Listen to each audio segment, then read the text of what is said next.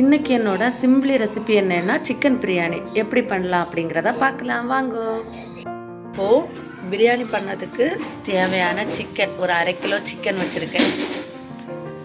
உப்பு, மிளகு பொடி, மஞ்சள் பொடி, கரம் மசாலா, சிக்கன் மசாலா போட்டு நல்லா விரசி வச்சுருக்கேன். ஸ்லைஸாக கட் பண்ண வெங்காயம், தக்காளி, மல்லித்தழை 3 கட் பண்ணி வச்சுருக்கேன். இவ்வளோ தான் நான் போடுவேன், இதுக்கு மேலே எதுவும் போட மாட்டேன். ஆயில் விட்டு ஸ்பைசஸ் போட்டிருக்கேன். ஆயில் இன்னும் கொஞ்சம் நல்லா சூடாகணும். சூடாகல சரி பார்த்துக்கலாம், நாம சாப்பிட்ற பிரியாணி தானே, எப்படி இருந்தா என்ன. வெங்காயத்தை போடுறேன். இஞ்சி பூண்டு பேஸ்ட். அச்சோ வெங்காயம் கொஞ்சம் கரைஞ்சிட்டு, சரி பரவாயில்ல இருக்கு. தக்காளி ஒவ்வொரு பொருளா போட போட ஒவ்வொரு கொத்தமல்லியா வந்து விழுது. கொத்தமல்லி கூட சொல் பேசி கேட்க மாட்டேங்க. இப்போ நான் மீன் ஒருத்தங்களை கொட்ட போறேன். Chicken chicken favourite. நான்வெஜ்லேயே ஃபேவரட் எனக்கு சிக்கன் தான். அடிச்சுக்கவே ஆள் இல்லை.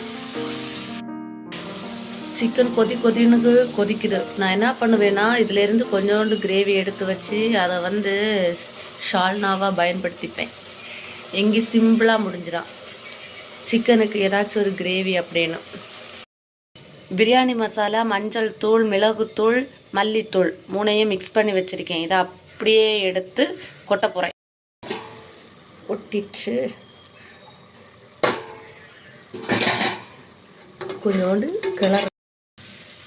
நல்லா கெட்டியாக தொக்கு மாதிரி ஆயிடுச்சு. சிக்கனில் கொஞ்சம் தண்ணி ஊற்றி வேக வச்சுருக்கேன்.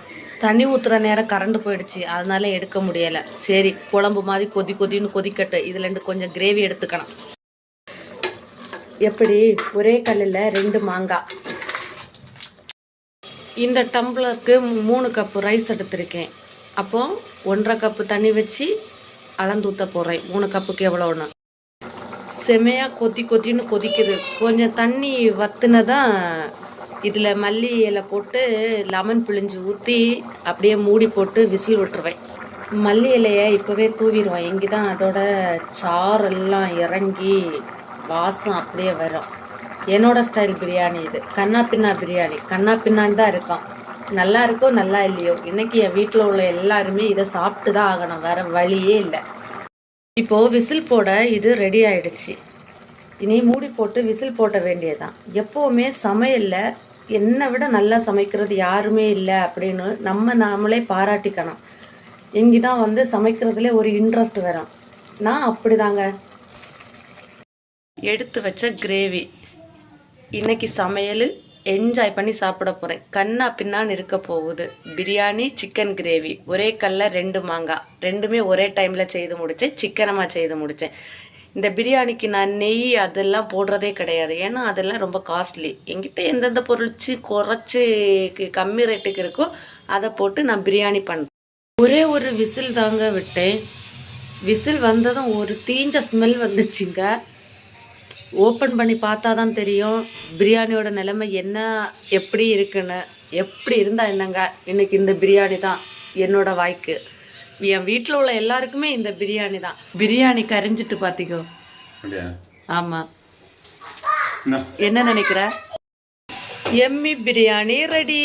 நான் எப்படி பிரியாணி பண்ணாலும் அது டேஸ்டாக தான் வரும். என்னோட சமையல் அடிச்சுக்க ஆளே இல்லை.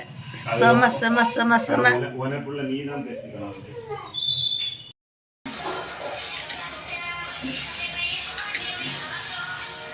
இவங்க இருந்தாலும் அடியில கொஞ்சம் கரிஞ்சிருக்குங்க. அதுதான் அந்த கரிஞ்ச ஸ்மெல்லு. சரி ஓகே பார்த்துக்கலாம்.